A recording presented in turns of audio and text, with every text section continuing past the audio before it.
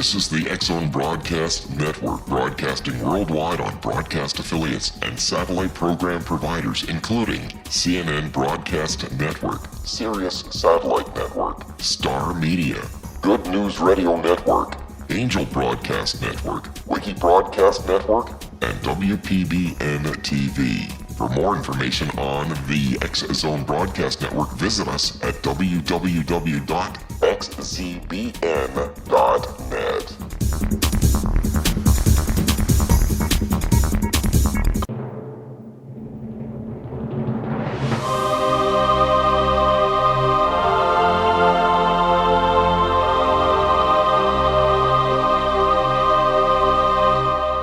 The Science of Magic with Gwilda Wiyaka is largely an opinion talk show. All opinions, comments, or statements of fact expressed by Gwilda Wiyaka's guests are strictly their own and are not to be construed as those of the Science of Magic or endorsed in any manner by Gwilda Wiyaka, Relmar McConnell Media Company, its affiliated networks, stations, or employees.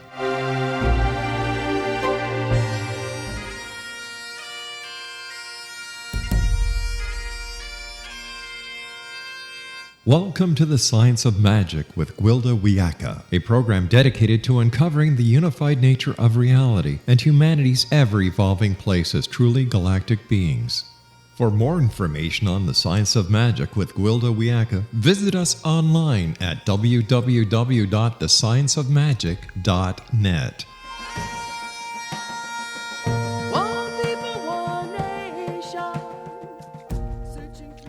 Welcome once again to the Science of Magic, a program combining the science and magic of today's leading topics to access evolving possibilities and co-create new solutions. I'm your host, Gwilda Wiyaka. This hour we'll be exploring the evolving soul. There are endless theories regarding the concept of the human soul.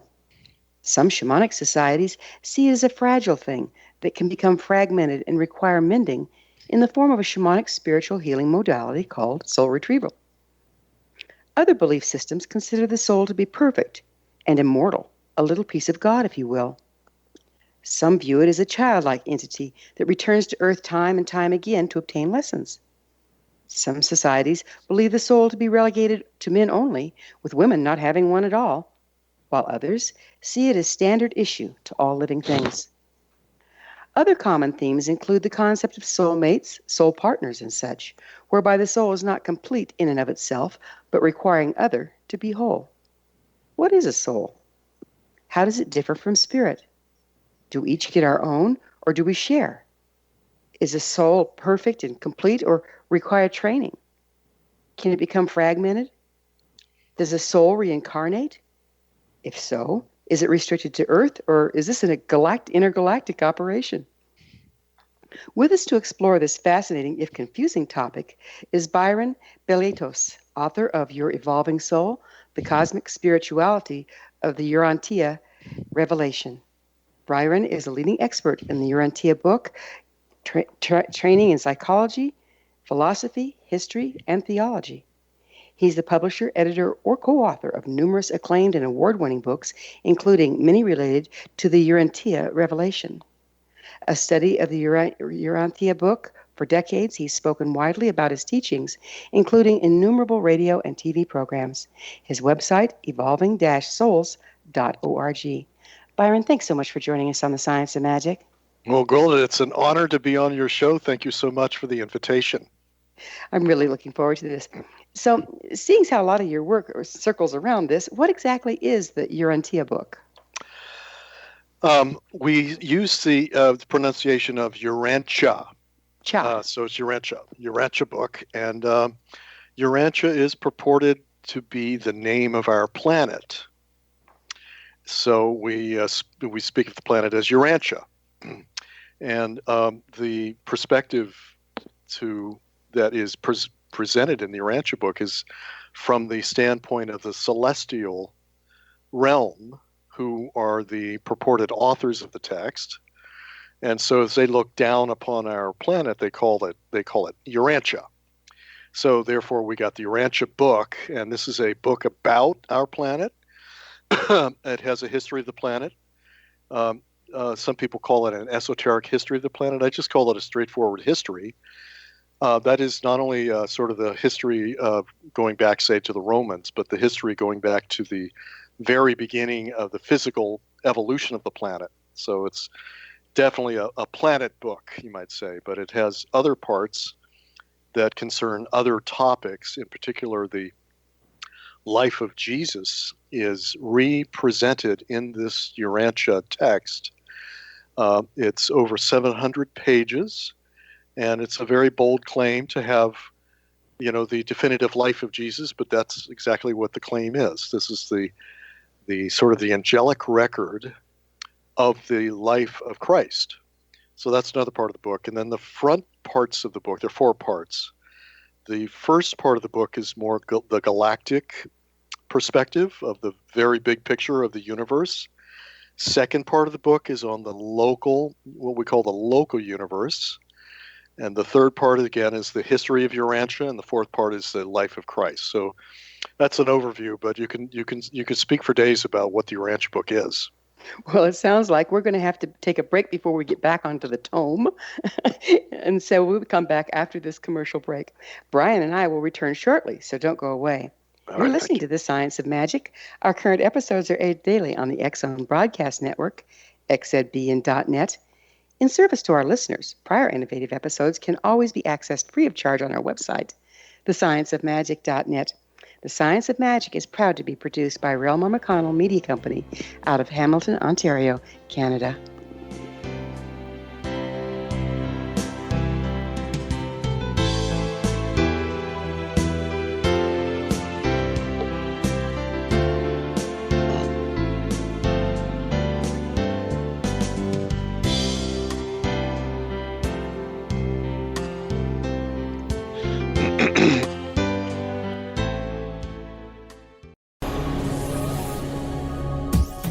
This is the TSOM Broadcast Network, broadcasting worldwide on broadcast affiliates and satellite program providers, including CNN Broadcast Network, Sirius Satellite Network, Star Media, Good News Radio Network, Angel Broadcast Network, Wiki Broadcast Network, and WPBN TV. For more information on the TSOM Broadcast Network, visit us at www.xzbn.net.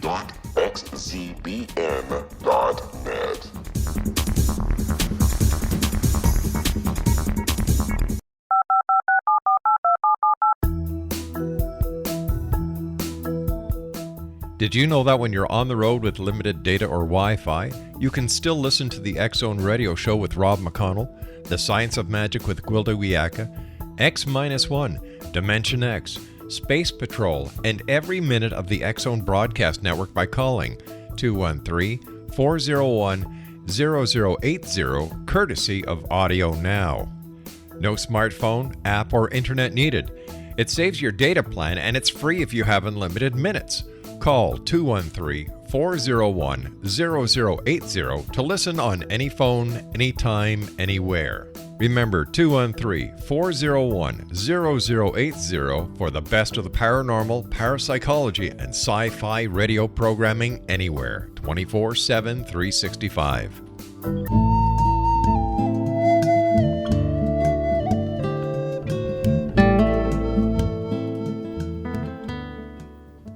Welcome back. This is The Science of Magic, dedicated to unification and evolution of consciousness. I'm your host, Gwilda Wiyaka. Our guest this hour is Byron Belitsos, author of Your Evolving Soul, The Cosmic Spirituality of the Urantia Revelation, his website, evolving-souls.org. Byron, we were talking about this fascinating book, and what can you tell us about Dr. William Sadler and the nighttime sessions with an unconscious, unnamed individual?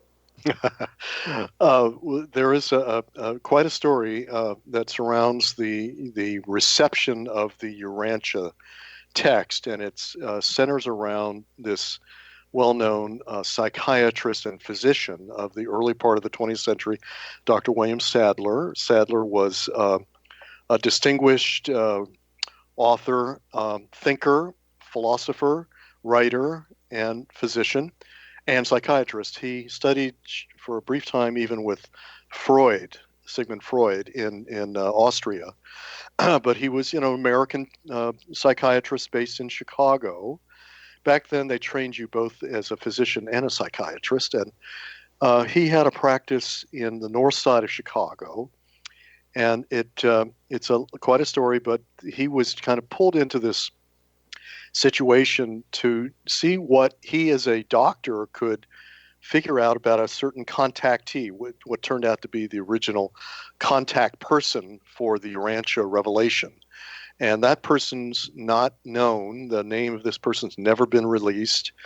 Sadler was brought in. At that point, Sadler was more of a debunker than anything else. But they turned out they had these sessions that he would attend as a skeptic, in which these beings would speak through the medium, and in the similar way to Edgar Casey, where the I was wondering, was he like a sleeping prophet like Edgar? Yeah, there was even a book that claims that Edgar Casey was the contact, because it's so similar, and we know that Casey was in Chicago quite a bit in this period, but it doesn't match up. And in fact, I did my own research and went and found out that it couldn't have been the case. And but the book is still published, so one can think of it like Edgar Casey kind of transmissions, which went on for over 10 years before the Urantia Book came. So they were sort of tutoring Sadler and his associates, which were just a few people, including his wife, who was also a physician. And so this small group, known as the Contact Commission, were there present in this room where this person would speak in these night sessions, and these different beings would kind of lecture them and teach them. And they went up until the year of 1923 or 24, when they said, okay, now we've kind of got you prepared. Now the real business starts. Well, how did they know they were, there's the good, the bad, and the ugly out there when we're talking about spirits and channeling. How did they know it was a reliable source? Well, what's really amazing about Sadler is that Sadler actually had a hobby, as I mentioned, of debunking mediums. So he was like him already, right? Yeah, so he wanted to sort of debunk this thing. And that's one reason he was on the scene, because he was a skeptic. He was a highly trained scientist. He was not the sort of person that had any kind of gullibility about him. So he was an authoritative person to bring into this to see if he could, analyze it and find out what was happening. And he did all kinds of analytical investigation of the medium. Until it began. When I say it began, the papers, what we call their chapters, but their papers, would appear. They were not channeled. They were not spoken, not written down, in the way channeling is. And so it began to be. I'm sorry, I'm confused. How would they appear? Like out of clear blue, or? Yeah, more or less out of the blue. But the way they would appear is they would appear at first by the bedside of this medium. We don't call him a medium. We call him the contact person. So let me get this straight. So out of the clear blue, kind of like manifesting from nothing, physical papers would appear by his bedside. That's correct, and these were handwritten, and they were in perfect grammar, perfect expression, vastly beyond what anybody could write, even to this day. Philosophic, theological, historical, metaphysical writings, and they just were baffled by this, but they were prepared for it. They had more than 10 years of preparation and sort of tutoring, saying this is a different worldview, this is different cosmology, different theology. So here it comes. What language? What language was it written in? Yeah, it was in English. This is in Chicago. Yeah, that'd about make your socks roll up and down, wouldn't it? Yeah, you wouldn't think it would come in Chicago, of all places. Yeah. And so this went on for over 20 years. So a paper would appear. They were never able to trace the handwriting to any of the people involved. They did professional handwriting analysis. And these would be intact chapters. 15,000 chapters. Were they able to trace the paper or the type or anything like that? Well, it was handwritten, so Uh-huh. the paper. No, I don't mean type. I mean the type of paper. Yeah. No, I never anybody said anything about the paper. I don't know about the paper, but what we do know is that they started materializing these papers would materialize elsewhere, including in a safe, and they would also dematerialize in the safe when they were done with typing them. So it's quasi, it's a miraculous, we don't like to think of it that way, but it's paranormal. It sounds it. So when did you personally first become interested in the Urantia book? Urantia book. Urantia. In the early 70s, I heard about it. I was a college student and kind of a curious guy, and I was by coincidence living in Chicago. I was at the University of Chicago. And it's also coincidental that this Dr. Sadler taught there, but he had passed on a few years before. So there I was, and heard about it, just by happenstance. And very soon thereafter, went to their headquarters, which is on the north side. I was living on the south side of Chicago, so I met the key people and got to know the whole story. With all the other information and channeled worked out there, what makes this book different? This is different in quality and excellence of language and conception that is not really comparable to anything other than possibly the Course in Miracles in verbal excellence, coherence, philosophic integration. It's not like sort of typical New Age channeled material, some of which is helpful and good and good for your improving your spiritual lifestyle. But the Urantia book is not on spirituality per se. It's on reality. It's a reality book. It's philosophic. It has a great deal of science. And the science is not sort of like the way Seth would talk about, if you remember Seth Speaks, and those books are kind of pop science, Mm-hmm. This is advanced science. So is it the kind of science that we're coming to discover is true? It seems like sometimes things will be dropped and we'll look at it and go, you don't know, yeah. And then later our instrumentation gets to where we can actually validate it? Yeah, very much so. On the extent of, the universe itself, the size of it, how many galaxies, in this period of time. This is the 20s and 30s, and it wasn't even known that there was more than one galaxy. They didn't quite know that until Hubble's research, and that showed, oh yeah, there's galaxies, other galaxies. And so the Urantia book was in that era telling us that there were millions of galaxies. There was no source saying anything remotely like that, but they were giving much more detail than we can in this short radio show about the galactic dimensions and levels, and also the sort of the population of these realms. So, has it become a religion of sorts? No, we don't think of it as a new religion. There are efforts to really create a kind of a religion, even churches. But it's not so much that it's a religion, but a worldview. So, because when you have a science packed into a spiritual teaching, and you have a history of the planet, that's different than a religion. And so we have hundreds of pages of history. How do you make a religion out of that? Mm-hmm. People can usually manage. Yeah, they find ways to to mystify it and to sort of.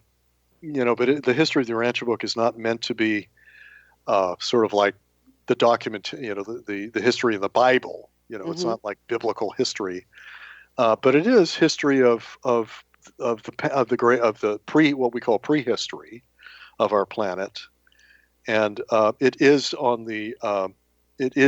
certainly germane to our spiritual lives to know the history. So, but no, the answer is this is not really a new religion. So I understand that some of the things that's in the book have scientifically been disproven. Are you aware of that? And if so, what are they? Yeah, the science, the hard science in the Urantia book is what I call heuristic. It's a structure or a scaffolding for the theology and the spirituality and the history, and it tells you flat out. It says this part is not revelatory, but other parts of this text are revelatory. But the science is only here to give you a structure, and it will be superseded. We are not authorized to preempt your scientists. We want them to continue researching. We don't want to stifle them by telling them too much. However, much of the science of the Urantia book is correct and was ahead of its time and is definitely prophetic. So it's mixed. It's so yes, some of it's been disproven. So So they give you science, and then they tell you it's not true. I'm kind of confused by that. Yeah, it's sort of like if you were teaching third graders about the universe, you would give them an orientation, but you wouldn't give them math, and you wouldn't, give them college level physics. And it's more like that. So the orientation that you get is vastly more preferable than, the biblical, cosmology, for example. Wasn't the biblical cosmology, a lot of it, wasn't it allegorical? And is this book also have allegory in it? No, I wouldn't say it's not allegorical. And, the Bible was considered allegorical by liberals, but not by until the 19th century, they didn't believe in evolution. People had, big fights over that. And they thought it was literally the case, but yeah, liberals thought that the Bible was an allegory, but most, Catholics and Protestants thought we're going to have to pick up with this interesting discussion on the other side of a commercial break. Byron and I will return to our discussion on the other side, so don't go away. We're coming to you through the X-Zone Broadcast Network. Don't miss the exciting new shows and hosts on xzbn.net. You're listening to The Science of Magic, your resource for creative solutions in a changing world, thescienceofmagic.net.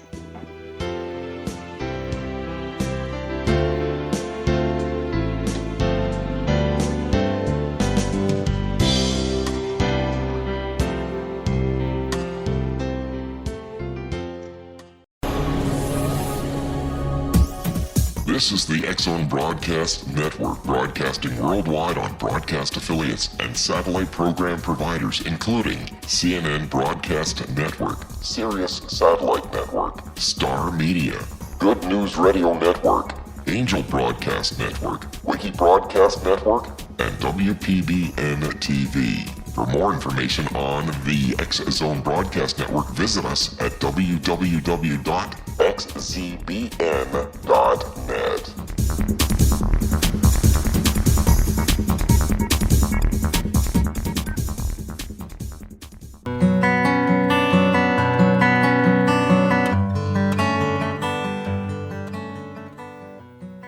Welcome back. This is The Science of Magic, a place where magic and science come together to promote enlightenment. I'm your host, Gwilda Wiyaka. Our guest this hour is Byron Belitsos, author of Your Evolving Soul, The Cosmic Spirituality of the Urantia Revelation. His website, evolving-souls.org. Byron, let's talk about what Urantia has to say about the soul. Yes, so the Urantia book has a very important section about the mind and the soul and the spirit. And this particular section is sort of my favorite teaching. Well, so the soul, according to the Urantia book, is an evolutionary reality. It evolves by virtue of your life experience, and in particular evolves through your decisions that you make in ordinary everyday life.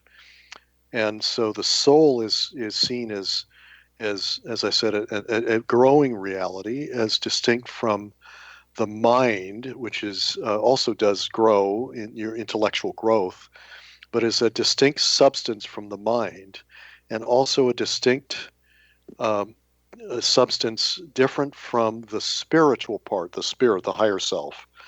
So the spirit part of the self is non-evolutional.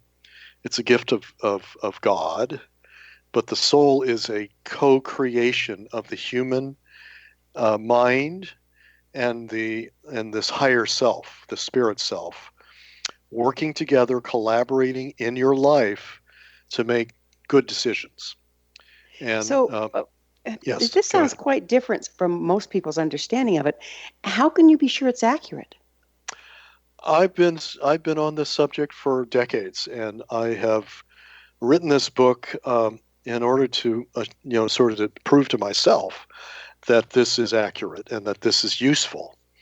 And as I look at the other ideas of the soul, and I have a comprehensive review of the most important concepts of the soul in the East and in the West, in the religions and in the philosophies of the planet, really.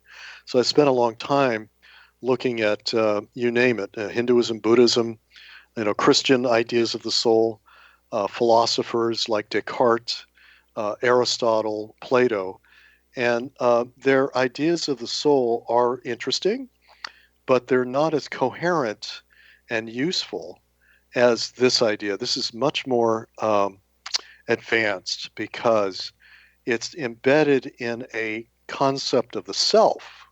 So my book is actually about the soul and the self. What is selfhood? You need a comprehensive sort of picture of what a person is in order to know what their soul is for. Well, you speak about a triad. What does it have anything to do with the Trinity? What is the triad you speak of? Yeah, it's not directly related to the sort of the theological Trinity, but it is interesting that there are three main parts to the self, which are at the center of it. The evolutionary part of it is the soul itself, but in addition is the spirit self, and the Urantia Book has special words for this, but we'll call it the spirit. And then there's the third part of the self, which is newly revealed in the Urantia Revelation, is what is known as the unique personality, which is not at all the same idea as the soul. It's a distinct idea that each person is like a mini I am. And you get that in some of the in New Age and channel teachings of the I am presence. And that is not the soul, it's the presence of the person, or what would you call the personhood. And the personality or personhood has a few attributes. One is that it is self-aware. And secondly, it has will. And so the will is actually located not so much in the mind, but in the personality. So this is the triad. The triad is the personality, the evolving soul, and the spirit self. Okay, so personality is, as I've learned to view it in psychology and everything else, is oftentimes a result of our damage, our triggers, our belief systems. How does this differ in the personality you're talking about? Yeah, it's just a new definition. So the definition we have today in psychology, it has to do with behavior and sort of how you manifest your identity. And this is just a different definition, but I would remind folks that is a new definition of personality from the 50s, 60s. But the Urantia Book comes through in the 30s, in that era, before we had that word. But in any case, it's just a semantic quibble, and personality is revealed to be unique in eternity. So each individual is uniquely loved, beloved, is created by God, and given a unique selfhood that will express itself throughout eternity. Okay, so this selfhood, yes. Does this involve reincarnation when you say expressions throughout eternity? Yeah, this is not a sort of Hindu style reincarnation cosmology. So in the reincarnation cosmologies, we're returning. And I like the way you put it at your opening statement. You said it's sort of like you're a child and you have to keep coming back and reincarnating. Right? I don't know if you remember you said that. I thought that was a very good way to put it, because you have to be recycled back to kindergarten. it's a little pejorative the way I'm putting it, but you're being brought back to this planet to experience this planet again and again and again. And I can understand that idea, but it's really, honestly, it's kind of medieval in the sense that medieval, religions didn't know there were other planets and other worlds and higher worlds, and that there was an ascension into the universe and into the heavens. Some of the shamanic teachings definitely had a higher worlds, but it was not well known. But the Urantia Book is a massive revelation about the afterlife. Massive. There is nothing even close to it. Its depiction of the afterlife in these higher realms. Okay, so help me out here. I'm still kind of confused. What's the difference with the afterlife that it presents based on the ones that we look at? The ones, which ones do you mean? Well, we talk about afterlife, and there's as many definitions of afterlife as you can shake a stick at. Some think that we die and we hang out there till the great ascension. Some people think that we die, we go to the afterlife and we help from there. Some people think we die, we go to the afterlife, we come back. So how is it taught through this book? Yeah, so the ideas that we have of the afterlife come from the ancient religious teachings. Also, they come from the teachings of Jesus recorded in the Bible. And these are all ancient, pre-modern, pre-scientific, lacking in any kind of scientific cosmology. So they are going to be highly tainted by the fact that they're ancient and pre-modern. What we need today is a new picture. I think I'd kind of have to argue that. Okay. When we got into our great scientific mind, we kind of lost a lot of our spirituality and our understanding of the way life works. How do you reconcile that viewpoint? Yeah, that's only because science overreached into realms that are not its business. And it's the business of other faculties of the mind, not the scientific study of matter isn't going to reveal heaven. But anyway, the larger point here is that the ideas of heaven that we have from the Bible and from Hinduism are pre-modern.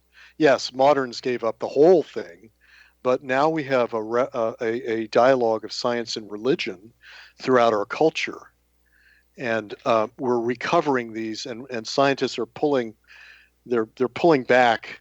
Well, for example, you have near-death experience, the science of near-death experience, and that is revealing new facts about the afterlife. Well, even as we go into quantum physics, science of quantum physics, we're starting to bridge over into spirituality. That's right, and quantum physics points us in the right direction sometimes, but I find it to be less useful to base your spirituality on quantum physics, which is a study of matter, is not a study of spirit. And one has to be careful not to conflate those two. But I get your larger point. Yes. Yeah. So tell me, Byron, where did you, come into this? What educational background do you have that's helped you dissect this so well? I was an undergraduate at University of Chicago in philosophy and history of ideas. So I spent my time looking at the history of religion and the history of philosophy. So the Urantia Book was quite right for me because it's the culmination, really, of the history of theology and philosophy on our planet. Because the Urantia Book harvests the ideas of the most advanced thinkers. But what does thinking and ideas have to do with spirit? It has to do with the coordination of the realities that we perceive.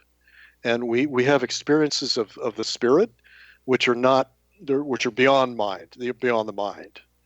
But in order to communicate about them, we need language, and philosophy is sort of the science of language. So we definitely need ideas. But ideas are not spirit; they're ideas, and they're a separate domain. I agree with you on that, Gwilda. And also we have, really have to divide it into three aspects of reality. It's the material, the ideational, and the spiritual. But the Urantia book actually adds a fourth one, which is personality. It's a separate substance from ideas and things and matter. We've been talking a lot about things that have to do with cerebral functioning. Right. And all of this seems very heady to me. Is there any place in that book that relates to the heart? Yeah, so it's sort of the tenor of our discussion has been heady indeed, and the Urantia book is about love. It's a book about love, and it's not a sort of poetic text. It's not like Shakespeare, but it is.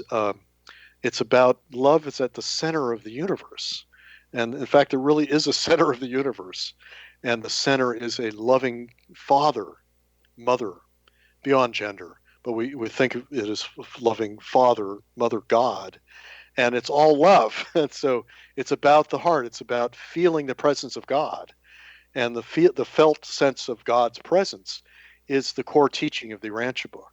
But they go through all this other verbiage in order to straighten us out about these other subjects that are way, way, way out of date. And yes, how can truth be out of date? The cosmology and the science and the history are out of date. They're from biblical times. Well, we're going to have to take another break. On the other side of it, we'll get deeper into how can truth be out of date. We'll need to take another short commercial break. Before we pause, let me remind you to check the amazing upcoming Galactic Shamanism classes on findyourpathhome.com. Byron and I will be back shortly, so don't leave us now. This is The Science of Magic, your resource to altruistic professionals of science and the esoteric, working to create common ground for the betterment of our world. Join our email family to receive our amazing topic-driven episode collections at thescienceofmagic.net.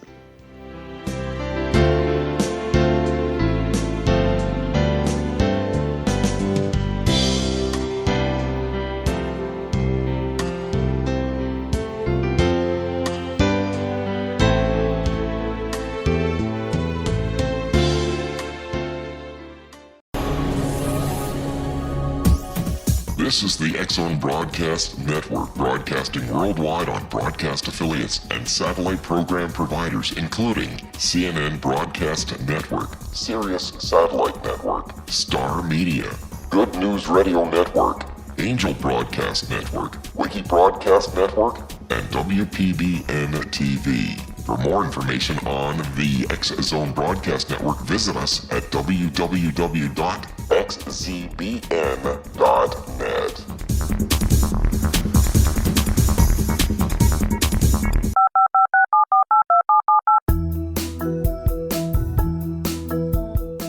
Did you know that when you're on the road with limited data or Wi-Fi, you can still listen to the X-Zone Radio Show with Rob McConnell, The Science of Magic with Gwilda Wiyaka, X-1, Dimension X, Space Patrol, and every minute of the X-Zone Broadcast Network by calling 213-401-0080, courtesy of Audio Now. No smartphone, app, or internet needed. It saves your data plan and it's free if you have unlimited minutes. Call 213-401-0080 to listen on any phone, anytime, anywhere. Remember 213-401-0080 for the best of the paranormal, parapsychology, and sci-fi radio programming anywhere, 24/7, 365.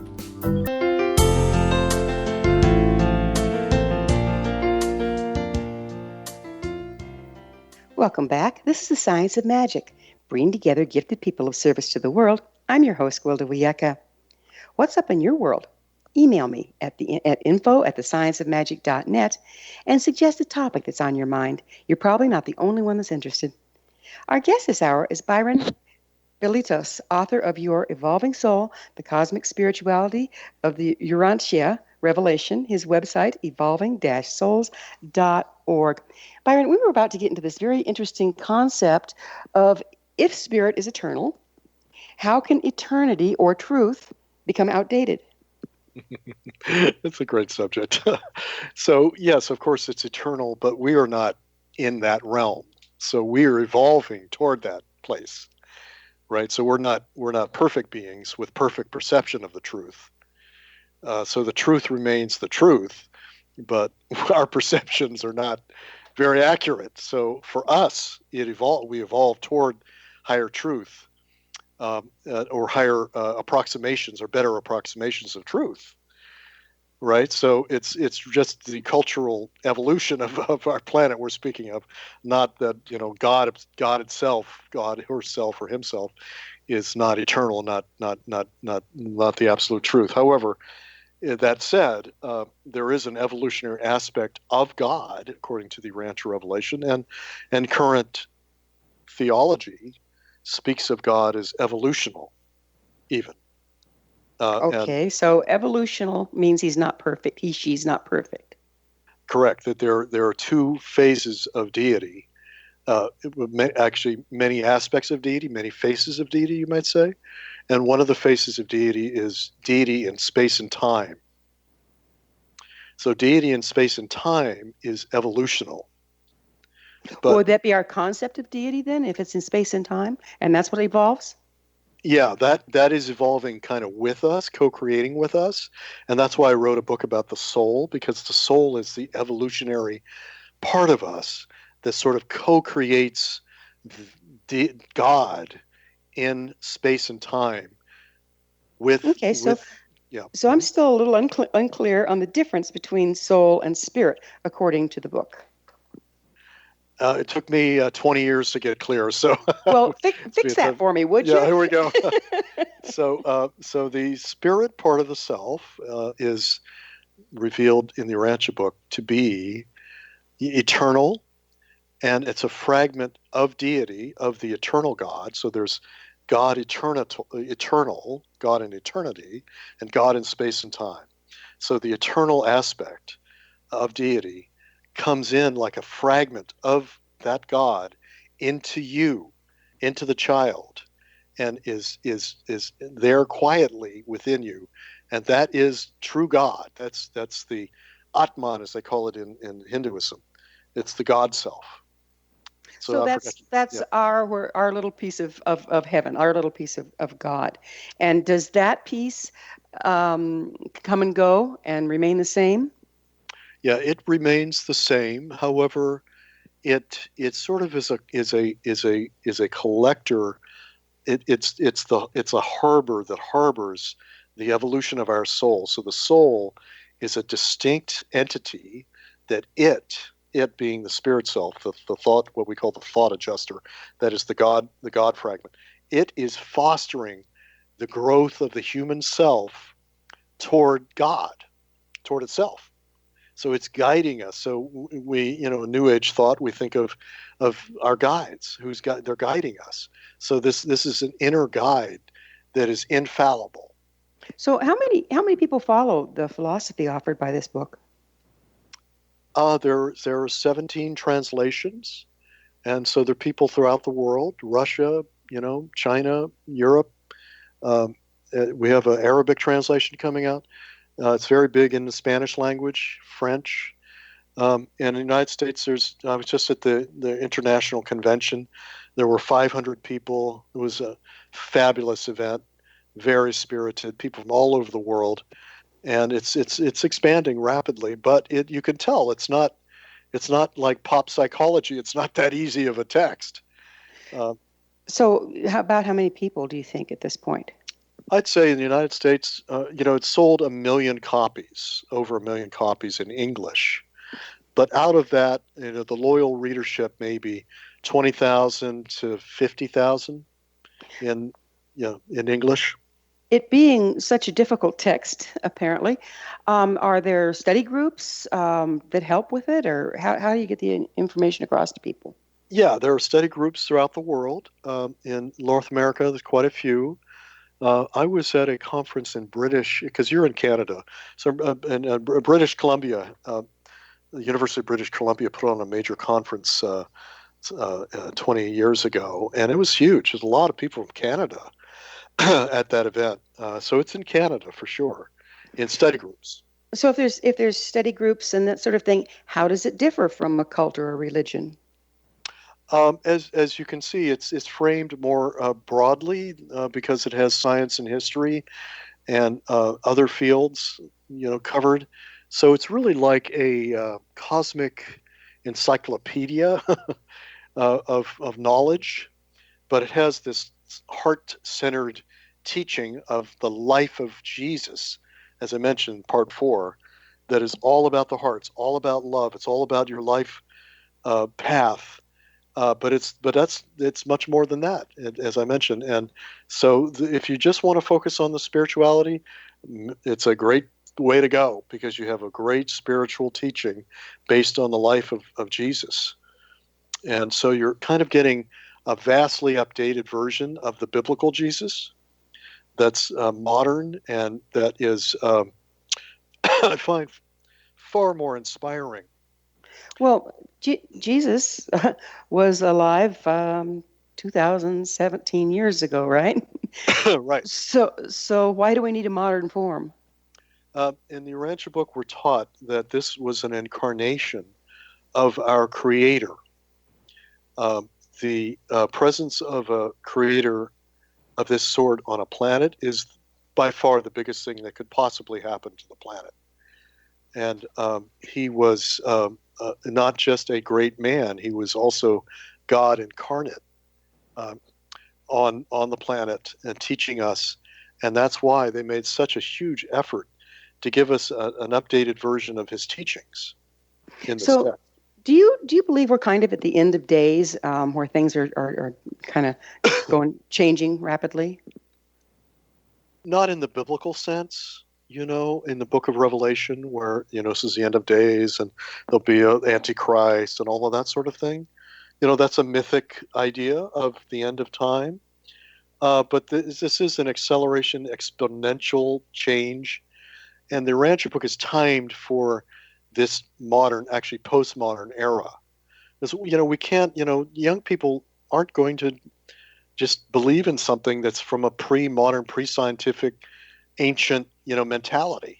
I don't know. We didn't have trouble for years and years with that. As long as the teaching is holding truth and heart, I think it's timeless. And how can we tell that this isn't false prophecy?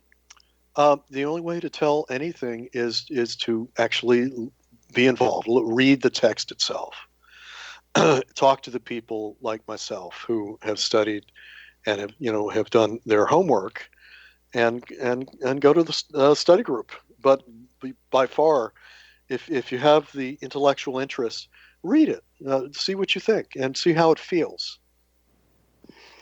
It's very interesting that this tome came through in the 20s? Yeah, it came through the 20s and 30s. And how many authors? It's close to 30 celestial beings who were authors of the text. Very interesting. So we got just a little bit of time left. How does the soul distinguish from the rest of the human? Like, in other words, we talk about there's ghosts and people that haven't crossed over. How does that play in here? The Urantia doesn't talk so much about that aspect, but we Urantia folks understand that there are souls that don't cross over readily and need to be introduced or induced to move on, to move up. Good old psychopump work. Yep. Yeah, that kind of work is. It's not so much done among Urantians, but we understand this because the soul, particularly if there's a violent death, gets stuck here, and it needs to move up into the next dimension. And the Urantia book is very important because it tells you so much more detail about the next stage, next dimension after the afterlife, that you would never be stuck. You'd be ready to go. You'd be going home in the afterlife. A lot of our belief systems set us up for that, though, don't you think? They do, but not much detail and not much coordination with other realms of knowledge. And so what's important I want to leave people with is integration of knowledge. So we have very important pieces of this that have come through without the Urantia book, particularly in the last, say, 40 years.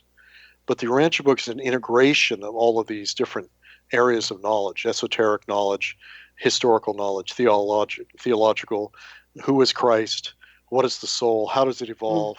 All well, of these Byron, it's hard to believe, but we're already out of time. Thank you so much for being with us on the show. Our guest this hour has been Byron Belitsos, author of Your Evolving Soul, The Cosmic Spirituality of the Urantia Revelation. His website, evolvingsouls.org. This has been The Science of Magic. Join our email family to be the first to receive our thought-provoking, topic-driven episode collections at thescienceofmagic.net. Until next time, dear ones, may you be blessed with knowledge and comforted with love as you embrace evolution.